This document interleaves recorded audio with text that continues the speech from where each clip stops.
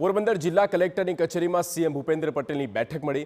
ભારે વરસાદને કારણે થયેલા નુકસાનની સમીક્ષા કરવામાં આવી। જિલ્લાના અધિકારી અને પદાધિકારીઓ સાથે ચર્ચા થઈ। પોરબંદર મહાનગર બનવા જઈ રહ્યું છે તે અંગે પણ ચર્ચા કરવામાં આવી।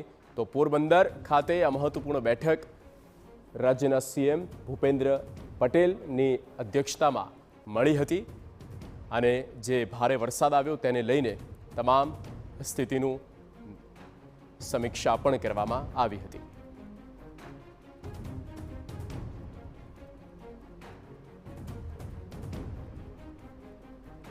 તો ભારે વરસાદને કારણે થયેલ નુકસાનની સમીક્ષા કરવામાં આવી અને સીએમ ભૂપેન્દ્ર પટેલે આ મહત્વપૂર્ણ બેઠક જિલ્લા કલેક્ટર ની સહિત તમામ જે અધિકારીઓ અને પદાધિકારીઓ છે સાથે ડીડીઓ અને ધારાસભ્ય પણ ત્યાંના હાજર રહ્યા હતા।